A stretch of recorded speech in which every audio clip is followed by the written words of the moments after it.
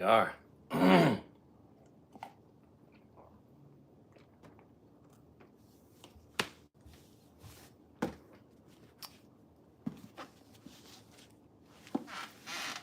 See.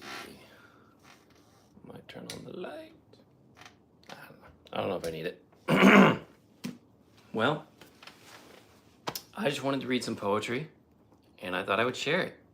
I don't know what time of day you're watching this. I don't know if you're on your lunch break or if it's nighttime and you're about to get in bed. Either way, it's all good to me. I just hope this encourages you, and that we can all engage with some beautiful words and with story and meaning and purpose and hope. And let's just get some light in our day and thank the Lord for this day. I'm just so grateful to God that I have the ability to do this right now, and I really hope that it helps you. No matter how beautiful these words and poems are, I believe most of them are born out of a place of wanting to glorify God. So if you don't know God, I highly encourage you to seek the Lord, to pray, and to discover who Jesus is, because he died for your sins. And I just encourage you to cry out to him if you don't know him, because he can just change your life in a moment. He's the Redeemer. He's the Savior. He died on a cross for your sins. He rose from the dead. He's the living God. It's amazing. So a lot of these words that you're going to hear, a lot of these poems, they magnify and they glorify him in some way. Some it's more subtle, some it's more obvious. Either way, it's going to speak to your heart. It's going to speak to your spirit. I believe that, and I'm just going to just profess that before I dive right in. This book is really cool. I've read from it before. It's called Poems with Power to Strengthen the Soul. I'm probably going to read a little bit from my own book, as well as A Spring Harvest, which is written by Jeffrey Smith.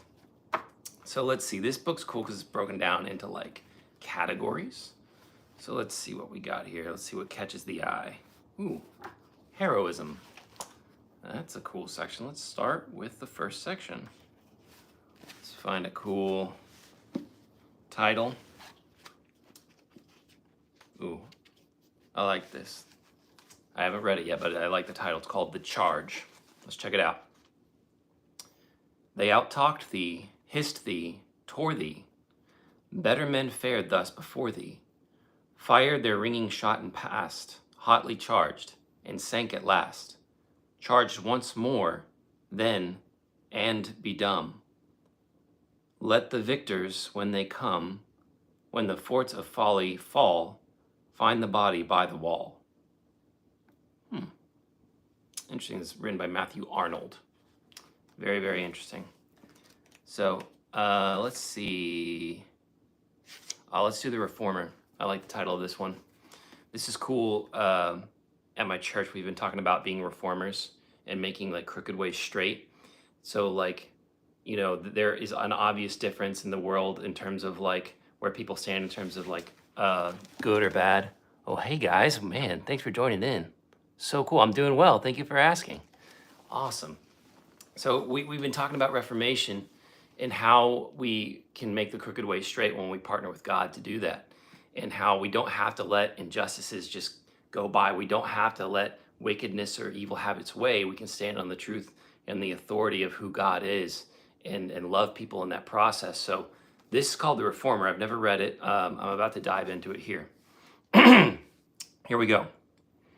Before the monstrous wrong, he sets him down, one man against a stone-walled city of sin. For centuries, those walls have been a building. Smooth porphyry, they slope in coldly glass. The flying storm and wheeling sun, no chink, no crevice, lets the thinnest arrow in. He fights alone and from the cloudy ramparts. 1,000 evil faces jibe and jeer him. Let him lie down and die. What is the right? And where is justice in a world like this?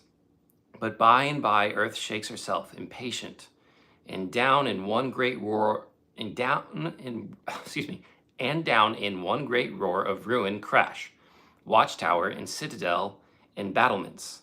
When the red dust has cleared, the lonely soldier stands with strange thoughts beneath the friendly stars. Wow. I was written by Edward Rowland Sill.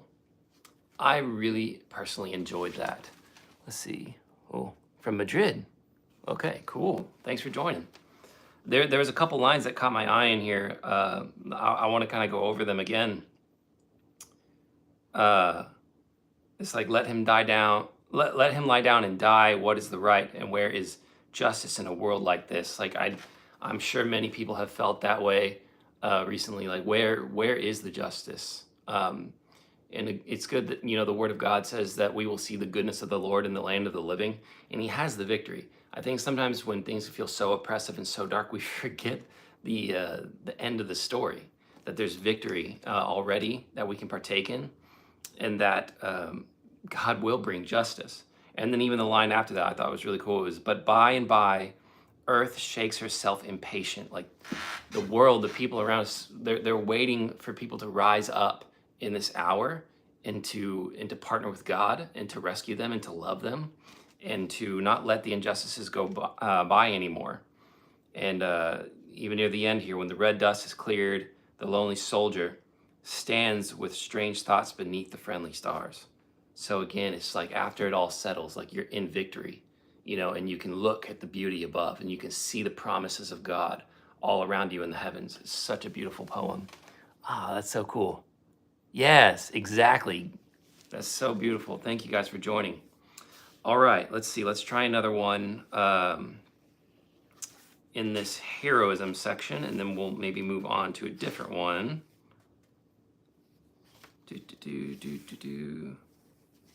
Oh, this stuck out.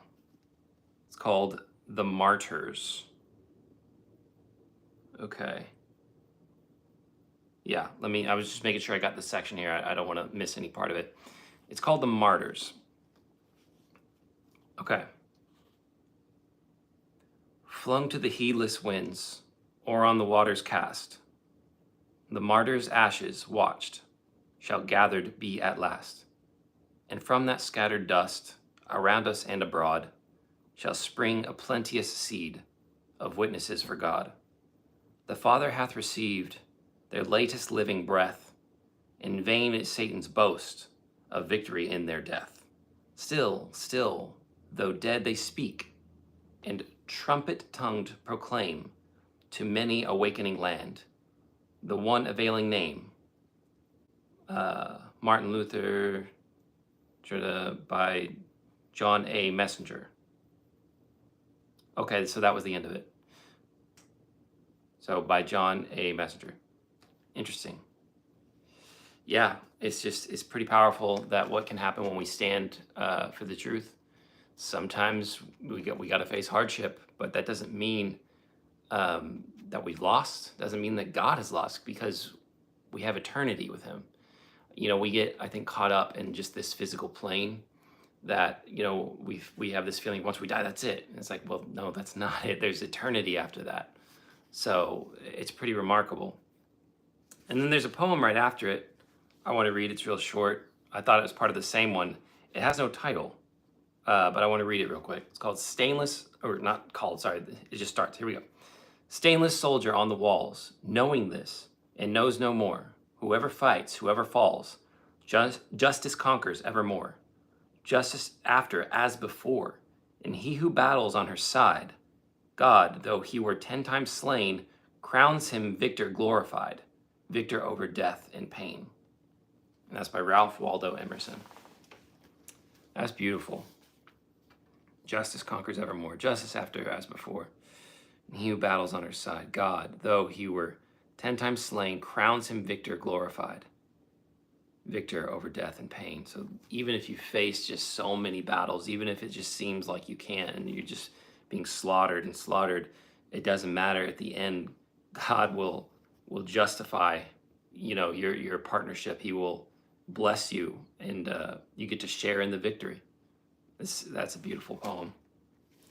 All right, let me see. I'm gonna flip a couple pages and then maybe move to a next section. Well, I'll read this one too, because I just read one called Reformer, and I just mentioned how, like, at church, we're talking about being reformers, making crooked way straight, not tolerating evil or wickedness. Like, we don't have to do that. We can be good people and we can love people. We don't have to just let sin abide wherever we are. We don't have to engage in that in any way. We can, be loving and kind and truthful and honest in the process. So this poem is called To a Reformer. Let's see what it says. Nay, now, if these things that you yearn to teach bear wisdom in your judgment, rich and strong, give voice to them, though no man heed your speech, since right is right, though all the world it go wrong. The proof that you believe what you declare is that you still stand firm, though throngs pass by. Rather cry truth a lifetime to avoid error than flatter listening millions with one lie. Oh my gosh, that's so good. That was written by Edgar Fawcett. That was beautiful. Yes, that's true. He is the king. He's the King of Kings, Lord of Lords.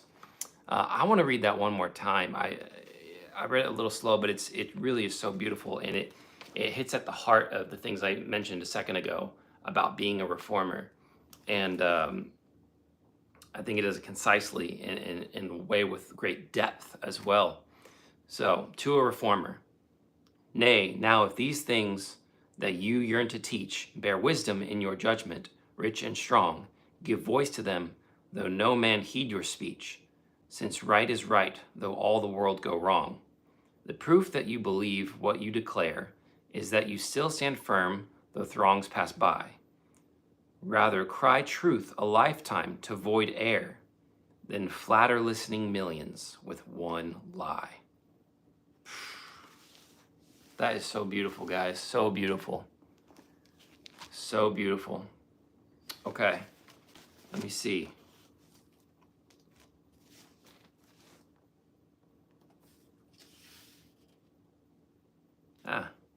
I'll read this one real quick, and then I feel like I want to move on to the next section because I just really like the title of this one. It's called Teach Me the Truth. Teach me the truth, Lord, though it put to flight my cherished dreams and fondest fancies play. Give me to know the darkness from the light, the night from the day. Teach me the truth, Lord, though my heart may break in casting out the falsehood for the true. Help me to take my shattered life and make its actions new. Teach me the truth, Lord, though my feet may fear the rocky path that opens out to me. Rough it may be, but let the way be clear that leads to thee. Teach me the truth, Lord, when false creeds decay, when man-made dogmas vanish with the night. Then, Lord, on thee my darkened soul shall stay, thou living light. Man, that's Francis Lockwood Green. That was beautiful. That was so good. It's hard. It's hard sometimes because the truth can be tough to face sometimes. Especially when you know it's the truth and you have a different opinion or viewpoint and you want to behave selfishly or something, or you think that it's going to help you in a group of people, but at the core of it, it's not beneficial for all. So we have to face these truths, and they can be difficult, and we know that ultimately they do help us and they are good for us. So that's a powerful poem. It's a powerful prayer of like, Lord, just like submitting yourself to his authority and his truth and the goodness that comes with accepting the truth. Beautiful poem. Okay, I'm going to move on from this section, and let's see what's in the next section here. Ooh, courage. See if we can find some cool courage poems real quick. Let me get a sip. Hope y'all are doing all right today. I've got my trusty Back to the Future mug with the cool hoverboard handle. It's one of my favorite mugs. Okay, let's see.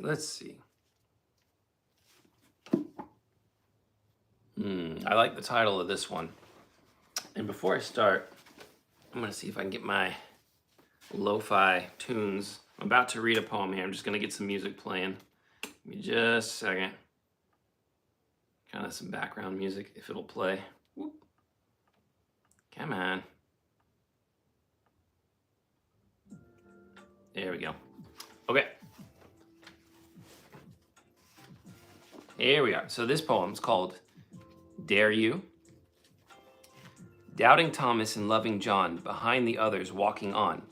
Tell me, John, dare you be one of the minority, to be lonely in your thought, never visited nor sought, shunned with secret shrug to go, through the world esteemed its foe, to be singled out and hissed, pointed at as one unblessed, warned against in whispers faint, lest the children catch a taint, to bear off your titles well, heretic and infidel.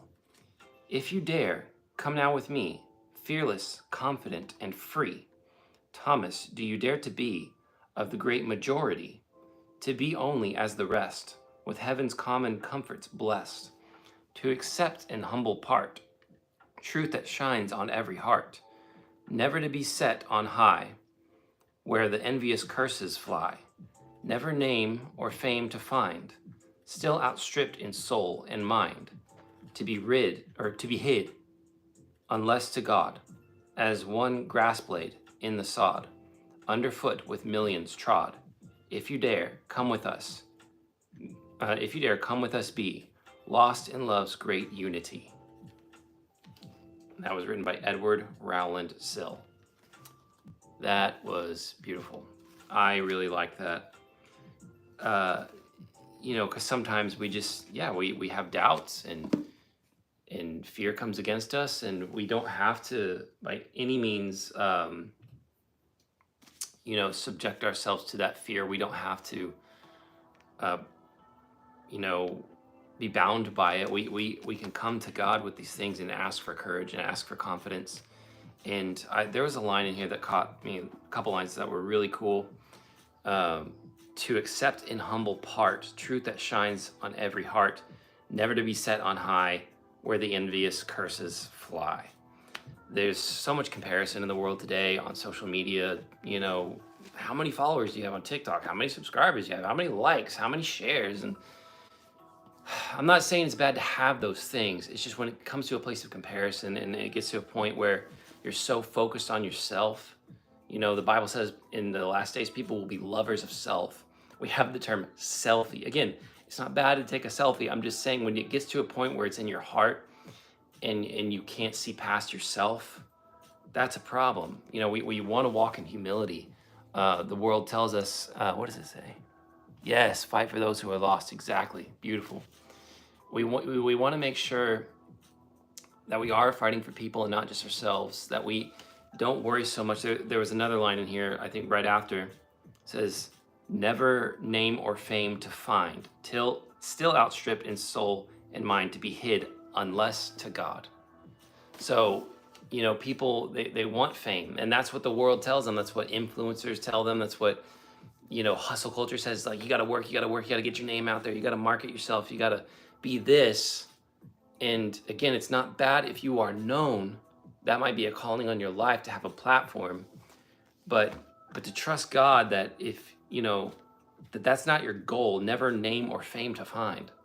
Like, I want his name to be known because I want to have an eternal viewpoint, and I want to have a kingdom-minded viewpoint of bringing people into the kingdom, bringing them into unity with God so that they can feel hope rise up in their hearts, so that they can feel meaning and purpose and understand that they were created by a creator God, that God created you for himself, and that you find purpose and meaning in his love. So again, not about finding name or fame. And then, this line, still outstripped in soul and mind, to be hid unless to God. Guys, that is such a powerful line. That ministers to me. I forget the name in Hebrew, but translated, there's a name for God that means the God who sees me. Hagar says it. Yes, fight when they say give up. Exactly. And yeah, so I love, I love this idea of, you may never be known ever, but if you're known by God, what that will do for your life, it's crazy, man. Like, he is the God who sees me, because we walk around and we're like, man, does anyone notice that I'm working really hard, my accomplishments, or that I care about other people? Do they see that I care about them? And it's just like, you can feel so alone sometimes, even when you're surrounded by people. But it's such a beautiful line, to be hid unless to God. And that doesn't mean that you won't be noticed by people. That doesn't mean you won't have community. That doesn't mean any of that. But at the end of the day, the most important thing is that if God hides you in his pavilion, that you're not alone, that you're with him and you're having intimacy with God. It's such a beautiful thing. Okay, let's read another one here. Okay, I like the title of this one. It's called Do and Be Blessed. Dare to think, though others frown. Dare to think, though others frown. Dare in words your thoughts express. Dare to rise, though oft cast down. Dare the wronged and scorned to bless. Dare from custom to depart. Dare the priceless pearl possess.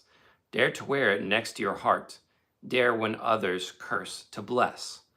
Dare forsake what you deem wrong. Dare to walk in wisdom's way. Dare to give where gifts belong. Dare God's precepts to obey. Do what conscience says is right. Do what reason says is best. Do with all your mind and might. Do your duty and be blessed. It's cool, man. Yeah, it's just like keep walking, keep strong with the Lord. Just like when others will curse someone, you bless them. When others will, lie, you tell the truth. Just whenever you're in doubt, you trust God. Like it's just keeping with that. And I've been thinking a lot about faith and trust lately, and how those things they partner so well. And even if things seem monotonous or repetitious, if we can get back to a place of complete thanksgiving, gratitude, adoration of God, those things will begin to stir in you very well. Yes, fight like you don't fear death. Thank you. That's so awesome, those quotes. Fight well, or at least fight. That's so cool. Thank you. Okay, maybe one or two more from Courage, and then we'll move along.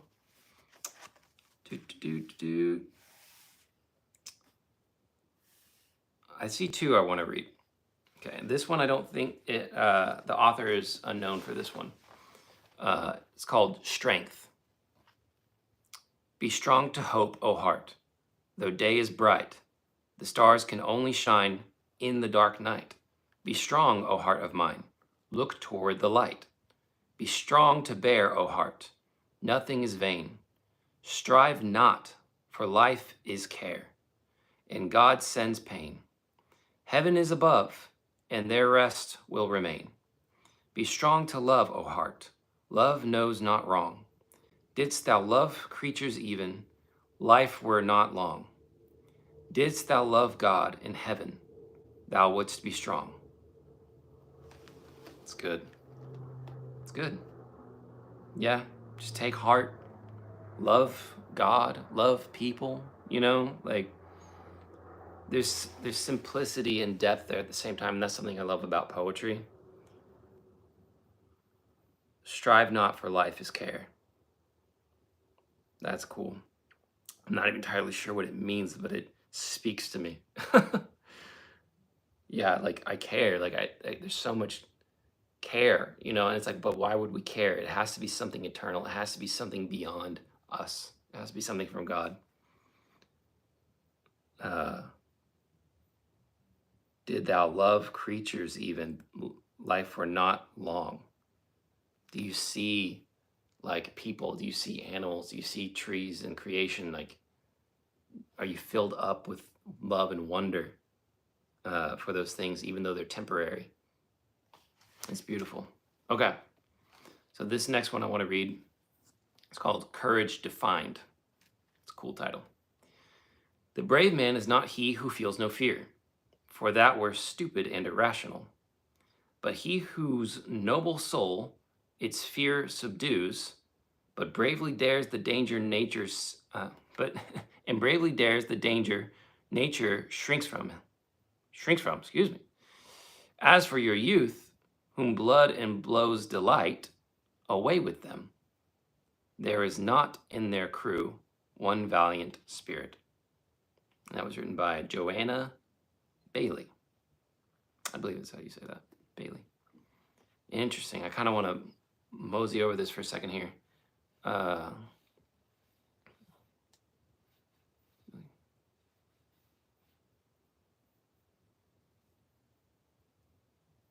and bravely dares the danger nature shrinks from.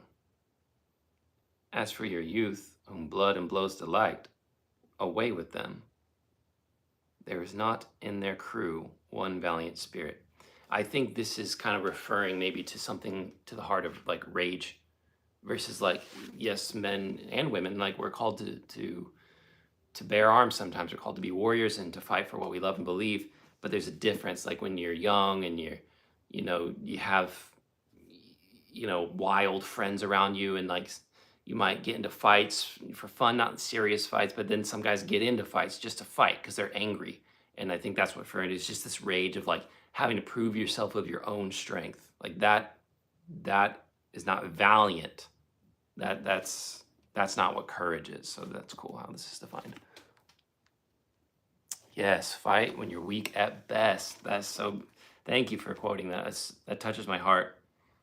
Yeah, because it's hard sometimes, right? Like it is hard. But the cool thing, and again, let's back that up with some scripture, right? Like when we are weak, He is made strong. God is our strength in our weakness. And I've been in places and times in my life where, yeah, I felt spent. It's like, God, I can't even fight anymore. But He fights for you. He sends angels, to fight for you, and He goes before you, and He's also your rear guard. So even when you're weak, don't give up. Just trust the Lord. Just call upon Him to fight for you. And then He will strengthen you. You'll mount up with wings like eagles. So, oh my gosh, thank you so much. Thank you. All right, let's see. Let's move on to the next section here. Let's see. Let's find something from this section that says service. Let's see.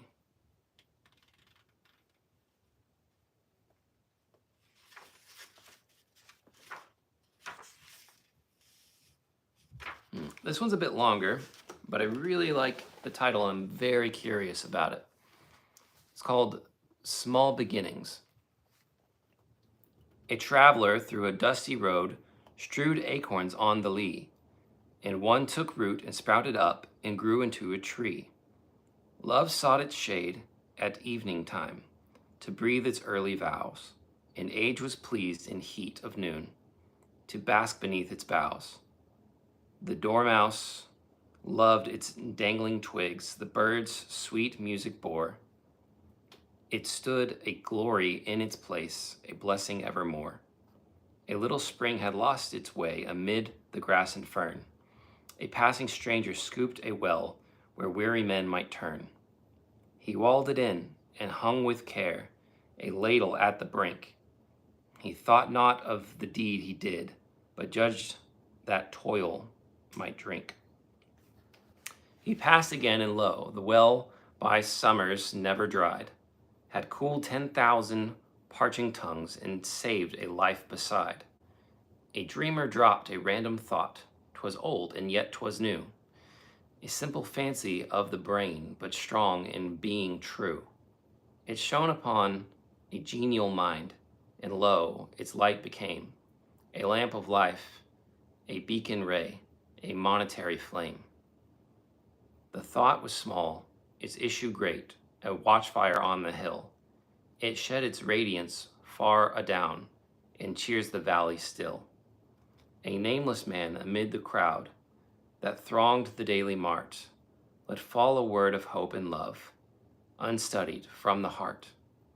A whisper on the tumult thrown, a transitory breath. It raised a brother from the dust, it saved a soul from death. O germ, O fount, O word of love, O thought at random cast. Yea, were but little at the first, but mighty at the last. That was written by Charles Mackay. And that was lovely. Like I said, it's a bit longer, so I'll try not to spend too much time on it. I just let fall a word of hope and love, unstudied from the heart.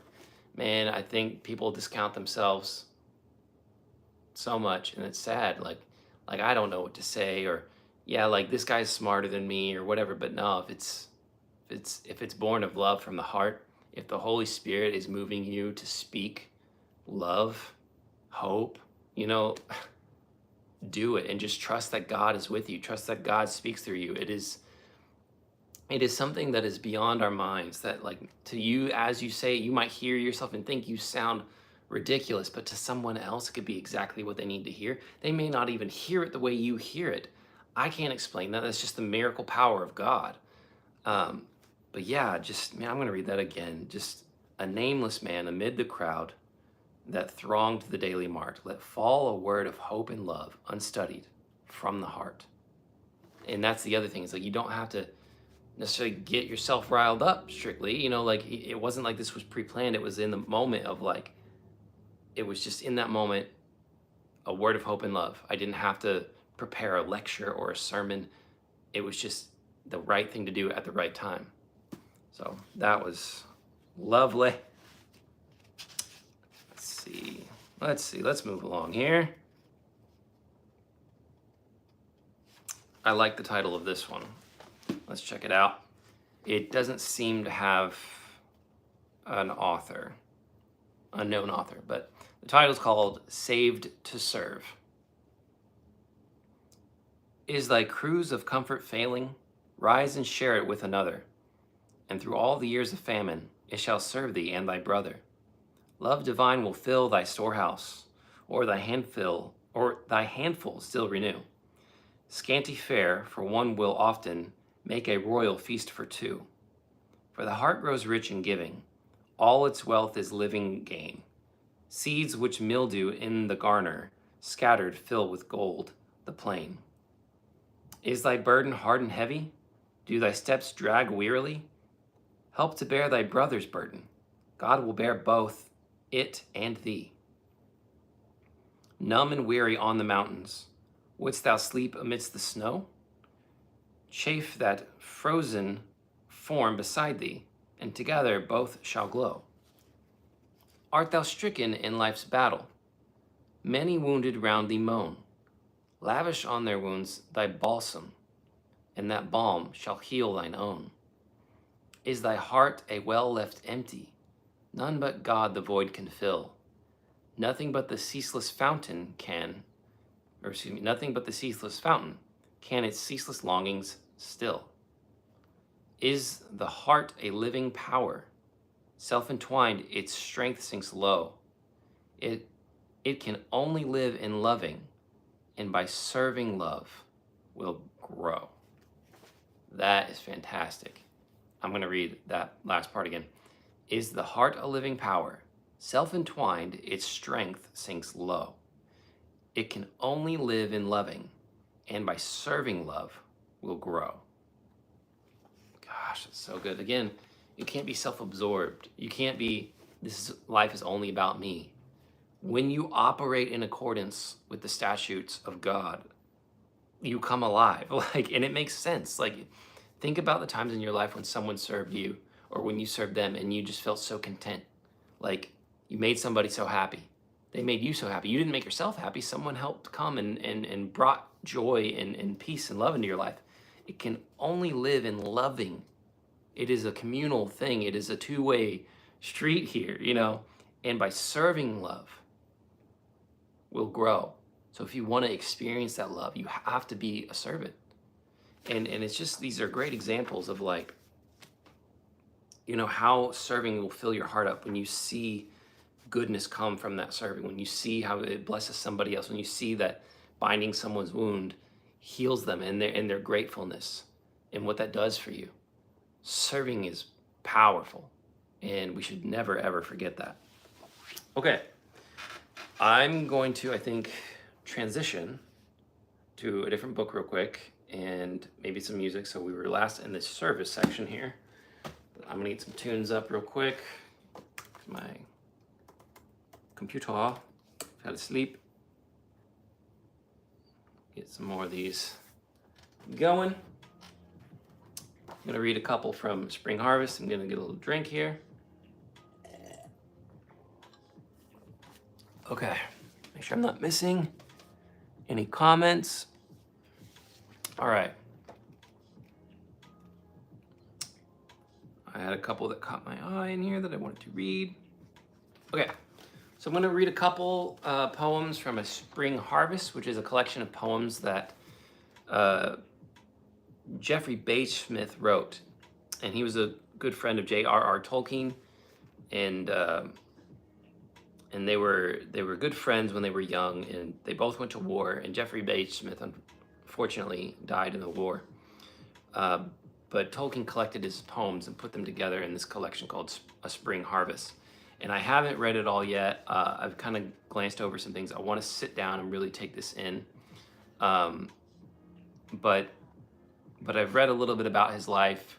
Even in the movie Tolkien, they touch on his life a little bit as well. And I was really impacted by the actors who portrayed him, the two younger versions of Jeffrey Bates Smith, and also the letter that he wrote to the letter that he wrote to Tolkien just before he died. It moved my heart so deeply.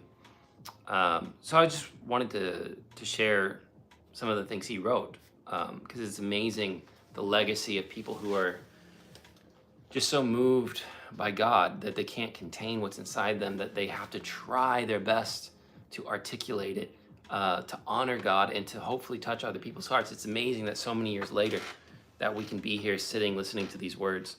So let's jump into them. So this first one I'm going to read, it's called A Sonnet. So I don't know if I can perfectly draw out meaning from these things, and I may not do that much with these. I may just kind of let them be. Maybe reread some lines that I really like. But they're short and sweet, and let's dive in. So this first one is called A Sonnet. There is a wind that takes the heart of a man, a fresh wind in the latter days of spring, when hate and war and every evil thing that the wide arches of high heaven span seems dust, and less to be accounted than the omened touches of a passing wing, when destiny, that calls himself a king, goes all forgotten for the song of Pan. For why? Because the twittering of birds is the best music that was ever sung, because the voice of trees finds better words than ever poet from his heartstrings wrung, because all wisdom and all gramarye are writ in fields, oh very plain to see. The eloquence of that is just mind-boggling. Like, it's so beautifully written, and there is so much there. And I don't know if there's any scholars or any videos or resources online or somewhere that have really dived into his poetry and written essays or anything, but I would be curious to find out what people have to say about these poems, and what people during the time who read them, if there's any accounts or reviews from the time. I want to kind of read the end again, because the twittering of birds is the best music that was ever sung, because the voices of trees finds better words than ever poet from his heartstrings wrung, because all wisdom and all gramarye are writ in fields, oh very plain to see. Gosh, it's just the beauty of like we see and we acknowledge that birds are beautiful, and we see that they're tweeting, their Twitter noises, like they make these sounds that we call songs, because they chirp and it's delightful. It's a pleasant sound. So they sing songs, and because the voice of trees finds better, like wind rustling through the trees, and what that gust of wind, that rustling, that peaceful feeling that it can give you, that it's better than what a poet could wring from his heart, because it's directly from God. Like, where does the wind come from? It comes from God. Like, we can't even see the wind. We can see things move because of the wind, but we can't even see it, but we can feel it. We can hear it, and it comes from God, And then because all wisdom and all gramarye, like everything that gives us understanding, everything that we want to put into words and put into a structure, or in a structure of song or poetry that to us is beautiful, it's all written in the fields. Oh, very plain to see. Like, it's all in front of us. Like, we just have to acknowledge it and delight in it, and have fun writing poems, and have fun, like, Lord, why does this move me so? What is so touching about this? How do I get people to take notice of your beauty, of your poetry, your living, breathing poetry in front of us. So amazing. I love it. Okay, this next one is called It Was All in the Black Country. It was all in the black country. What time the sweet of the year should be, I saw a tree all gaunt and gray, as mindful of a winter's day, and that a lonely bird did sit upon the topmost branch of it, who to my thought did sweeter sing than any minstrel of a king. Again, it's just so perfect. It's just like so poignant. It's just, it might seem a little dreary sometimes. Maybe a tree, it seems like it's withering, not dead, but but like still alive. But then a bird just sets on top in the sweetest sound, more beautiful than a minstrel of a king. And again, that's only something that God could do, is something that you could notice in a moment and then be so impacted that it would produce words like that, a thought like that. That just because something is dreary and gray doesn't mean that God can't bring a beautiful, colorful bird with an incredible song to light up your life. Like, so short, but so beautiful. That's wonderful. Okay. My computer keeps going to sleep. I'm going to bring up music again. I need to just set that up in my settings, so I won't do that anymore. Okay, so I figured I would read a couple poems from my own book as well, which is called Spirit Well. I'm gonna get a drink real quick. All right, I hope you all are doing well today. Thanks for hanging in there with me, joining in. It's meant a lot. I always appreciate the feedback. It's so cool. And if you are enjoying these poems, if you're enjoying reading this, feel free to, like, it helps the algorithm, I think. I don't know. People say that, but if you like it, it at least lets me know that you like it, and then I can make more content like this for you to enjoy. And if you think this will help anybody, please feel free to share. I think there's something beautiful about sharing in the wealth of beautiful words and comforting words, hopeful words. So please feel free to share. And again, if you want to make sure that you don't miss more lives like this or videos that I put out, because I do a lot of videos about story. I'm a filmmaker and an actor. I'm a writer. So if you want to have discussions about theology or just the meaning of stories and purpose of stories and movies and books and TV shows and why they matter to us, please, subscribe, and I'll do my best to bring you content that, again, is meaningful and helpful and fun for you to watch, or listen to.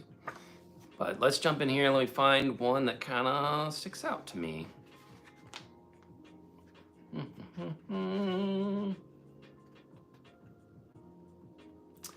All right, I'll read this one. It's called Family is Thine. The woods of endless summer revel in their blessing, housing those seeking refuge. The glory of the season becomes their raiment. How is such a thing possible?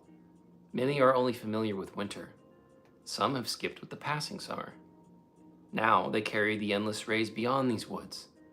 Whether or not they ever return, the woods have established their place evermore. Upon the first greeting, they became kin.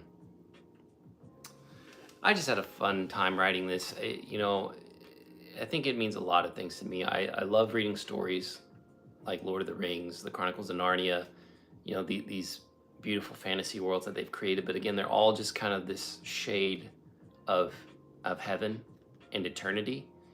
And so it's not that so a part of this is like sometimes we find heaven on earth. We find a beautiful physical place that makes heaven and eternity come alive in us. And that's kind of what this is, but it's beyond that. It's like, okay, even if we don't physically come back to this place, that presence we can carry with us until we get to the source of that place, which is our eternal resting place. So that's kind of what that is about. Let's try another one here.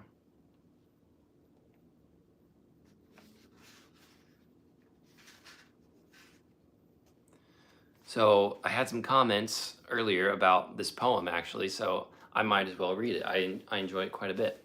I wrote it, I mean, in a way, initially, kind of almost for myself, but I wanted to share it because I had gone through some times in my life where I felt like I was fighting to exhaustion, and it's like it's so good to come out the other side, and people need to know that as well. So it's a call to action for not only myself but for others, that there's hope. So this poem is called "Fight Well," or at least fight. Fight for what you believe in. Fight for those who are lost. Fight for truth and purpose. Fight like there's a cost. Fight when they say give up. Fight like you don't fear death. Fight because you've trained. Fight for every breath. Fight when hope seems distant. Fight when you're weak at best. Fight for those who hunger. Fight for love and rest. Yeah, because there is love and there is rest. Everyone is aware of that. And life is not made up solely of one specific thing forever. We get to experience the whole range of emotions and seasons of life that God gives to us in our time. So we do know that love and rest exists. So we don't have to just worry about that. We just have to fight. And that's all we ever have to do. Now, sometimes we do have to fight for a long time, and that's okay. It's not a bad thing. Doesn't mean that you're done, at all. It doesn't mean that. But we fight with hope. We fight with the hope of the glory of God bringing love and rest in his reign. So, yeah, be encouraged. Let's find another one. And again, these are from my poetry book, Spirit Well. Published it earlier this year. It's available on Amazon. And I don't know about you guys. I'm not saying I'm like this amazing designer or whatever, but I like the way it looks. I really like the cover. I think it's beautiful. I tried to even have symbolism in the simple color choices. Simple color choices, obviously, black and white, but with some red. I was getting a little ahead of myself there, but black and white in the kind of the stark contrast of like right and wrong, evil and good, and then red to symbolize, or also white to symbolize, purity, and then red to symbolize like the blood of Jesus, because we're redeemed and there's hope in that, and there's strength in that. So, and then, a rose, just because flowers are beautiful and I love roses, and again, it represents life, blooming life. And anyway, I say all that to say holiday season is coming up. So if you know someone who likes to read or is either into poetry, wants to get into poetry, or likes to set, nice looking things on their bookshelves, or a coffee table, you might want to consider giving it a shot for yourself or for someone as a gift this year. So yeah, check it out. Like I said, it's on Amazon. I think the link is also in the description of this video. You can find it there. And yeah, so I want to jump into another poem here called Dreams Come Again. It's funny, I was recently hanging out with some friends from my church, and we were talking a lot about dreams, which was really cool. And I said a couple of things, but I didn't get to express everything to them in that moment, which I might get to later. They're super cool. They are very patient people, and they like to listen. They like to engage in deep conversation. So it's not like that opportunity is lost. My point is, after we had this conversation, it reminded me of this poem that I wrote. And it's a poem I'd like to share with you guys and potentially them at some point. But I wrote this poem because I used to dream so much as a kid, and very, very vivid dreams. And not necessarily like nightmares or night terrors, though I had nightmares.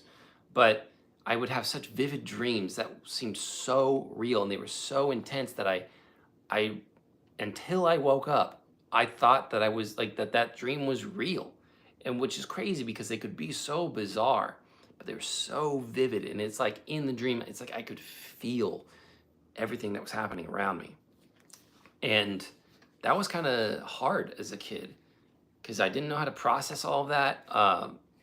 And I like I said, sometimes it was scary, not always scary, but again, it was just so intense and almost like emotionally draining. But I just didn't know what to do with it. But as I got older, as I, was counseled by wise people to pray into those dreams, to write those dreams down, and to ask God what they mean and what is He trying to teach me and show me, But then I noticed a point in my life where I wasn't dreaming as much. And it was like a chance thing. I was like, wait a minute, why am I not dreaming? I haven't dreamed in a while. I used to dream all the time as a kid. And I missed it. And I was like, well, God, if you want to speak to me in dreams, like I don't want that gate to be closed off, you know? And so I started really praying about that and seeking the Lord on that. And um, I started to dream again. It took a little while, and some of the dreams, were real brief, or maybe I'd have several kind of in one night, and I wouldn't always remember them when I woke up, but I knew that I had dreamed. And so either way, I was just grateful, because I believe God speaks to us in so many ways, through visions, which that would be like having a spiritual daydream, like, you daydream. It's just like God speaking to you through a daydream. We can have him through actual dreams at night while we sleep.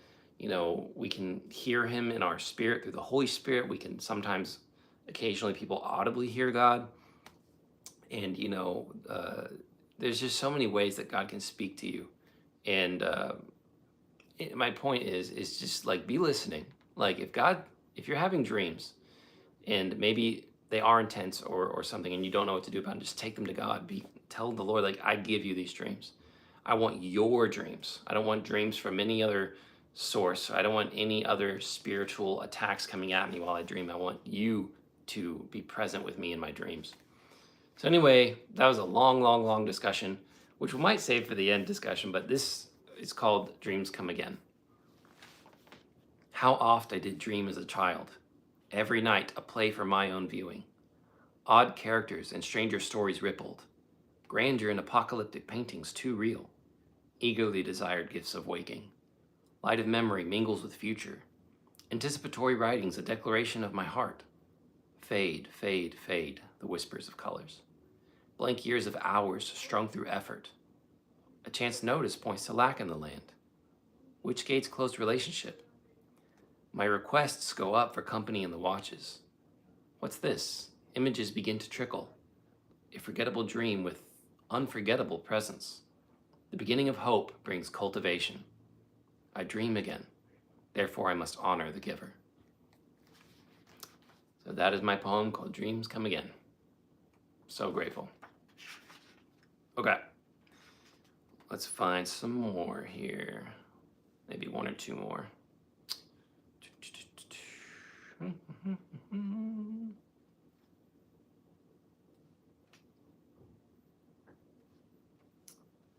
a really long one.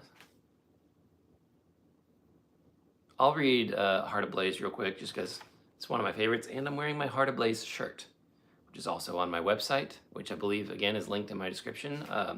So it's got this cool emblem, and the poem itself is on the back of the shirt.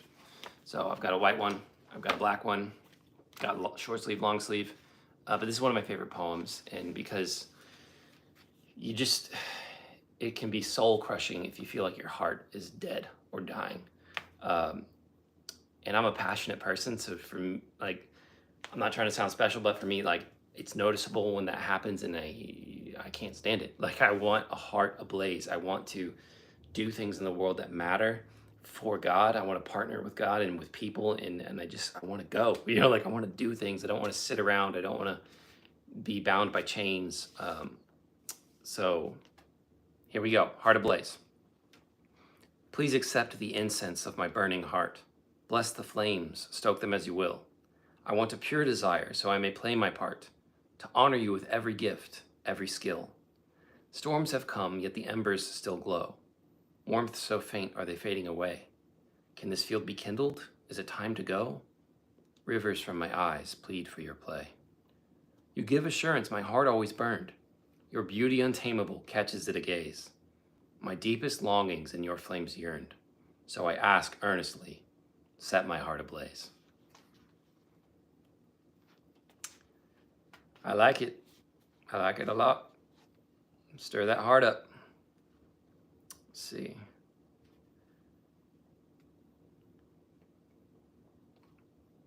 One or two more, maybe.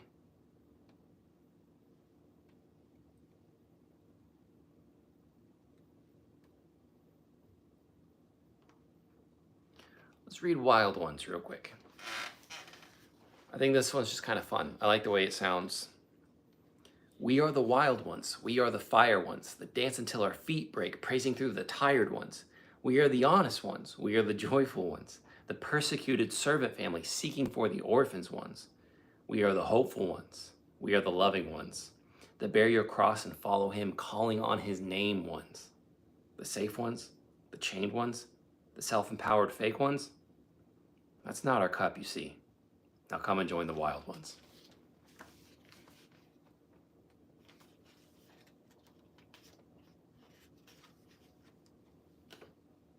This one is short and sweet.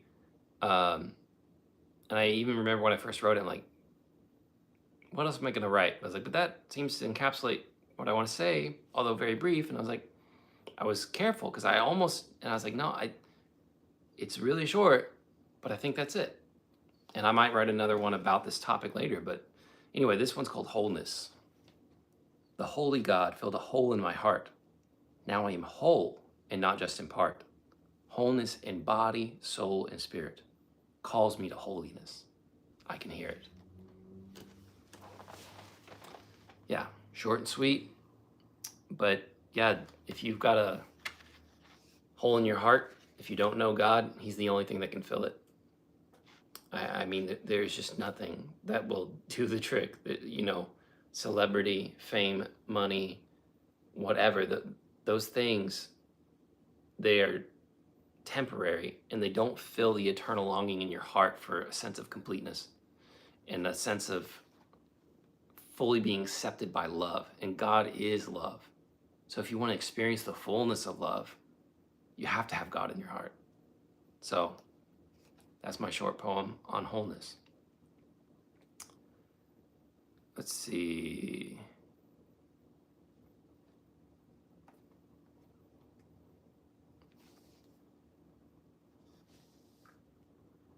I'll read this one called Don't Spill the Tea because I love tea. I'm going to get a drink real quick. This is actually not tea. It's sparkling water, but I don't really drink tea.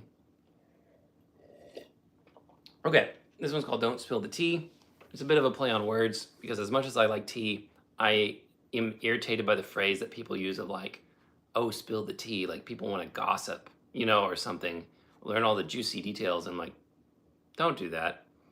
Like, I get it to a certain extent. Like, I think the phraseology of it more was like just the details. It used to be more, you know, just not a big deal. It's like, oh, he spilled the tea. Like he let the facts out. But now it's like this, oh, like share gossip thing. And I don't like that. So anyway, this is called Don't Spill the Tea. But it also has to do with tea because I actually like tea. Okay. A delicious brew for me and for you warms the cockles and begins conversation. Aroma and flavor of words so new keep us from poking tepid consternation. Another cup to the brim with green. Steady now, savor every drop. Delightfully sip and peacefully glean. Joyous moments where darkness stops. There's no time to waste on gossip or slander. We intend to glorify God, you see, with choice words to illuminate his grandeur, all the while not spilling the tea. I think it's fun. I hope you enjoy it. I like it. I like tea. I like words. I like conversation. And I like conversation that is helpful and that matters. So I hope you enjoyed that one. Let's see, maybe one more. And again, this is my book, Spirit Well. It's available on Amazon.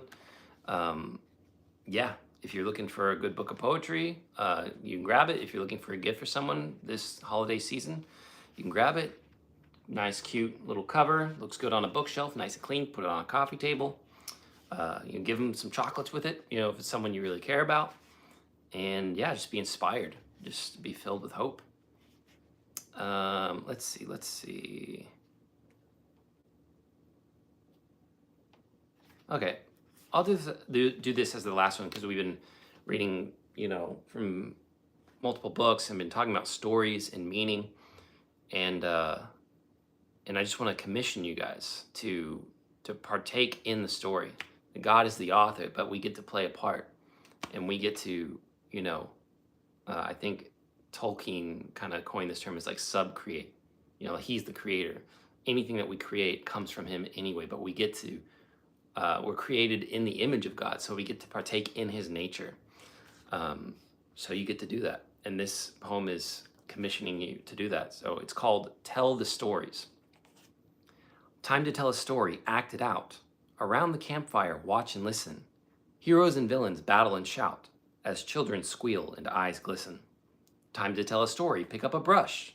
Strokes of color reveal a place where all are welcome in the rush of exuberant play that gives us chase. Time to tell a story, write it down. Plan the plots, fill in the blanks. An enthralling tale, a shining crown, rests on many, filled with thanks. Time to tell a story, record the scene. Filters and lights, actors and pages. Bring the life intended for screen. Many great films decimate cages. Time to tell a story, however you choose. Step out in faith, release your narrative. Quality is needed, there's no time to lose. Start the chapter, it's time to give.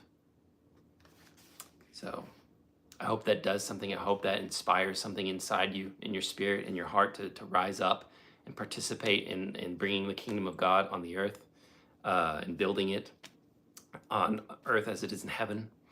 And that you, again, that you're just inspired to tell the story that God has given you. I hope that it's, again, encouraging, that it's hopeful and peaceful, that it's not this like burden, because it doesn't have to be like our yoke is easy and our burden is light. The Lord carries that with us. So yeah, just step out there, man, whether it's a book, a novel, a poem, a painting, like a photog, if you take photographs, photography, filmmaking, if you make movies, whatever it is, if you're a content creator, if you are an influencer, if you do, long form, short form, whatever it is, do it unto the Lord. Do it to see people saved. Do it to connect with people. Do it in a way that inspires you and others. Do it with excellence. And it doesn't have to be, I don't mean perfection. Because maybe all you have is a phone. Fantastic, you got a phone. Do it as best you can with a phone. It doesn't matter if it looks like this incredible thing. But if you do it with excellence, that will touch someone's heart. That will shine through.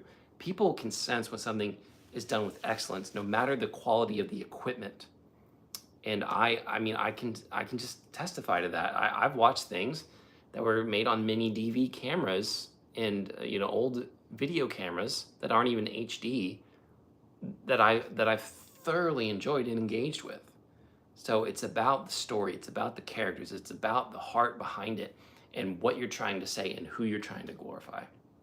So anyway, thanks for joining me.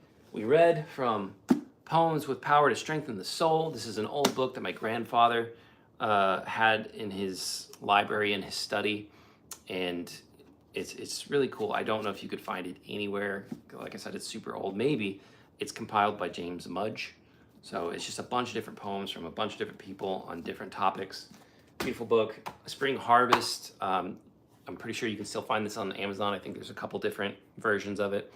But this is by Jeffrey Bache Smith, compiled by J.R.R. Tolkien.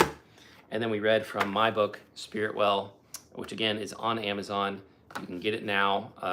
You can get a physical copy, or you can actually get it on Kindle as well. And again, holiday season's coming up. I've had people tell me how much they like the way it looks. It looks good on the bookshelf, good on the coffee table. But more importantly, that hopefully it inspires you and that it brings you hope and peace and points you to God. That's my desire, my heart's desire for this, is that it would actually just bring you in closer relationship with the Lord. So again, thank you for joining. If you did enjoy this, guys, if you're watching this after the fact, thank you so much. And please consider liking the video, sharing the video, and again, subscribing if you like this kind of content. If you like this kind of content, sorry, no edits on live. That's nice. But if you enjoy this kind of content, please subscribe and come back and again, comment. Like, let me know what you think about this. Like, hey, I like this poem. Hey, I like how you discuss this. I'm all open to, some positive feedback and constructive criticism. It's totally fine. And I want to grow with this community here because I want to serve you guys. We read a couple poems, I think, about serving and how that really does fill me up. And if I am serving you, please let me know if I can serve you better. I'd like to know that too. So again, thank you so much for joining me, and I'll see you guys later.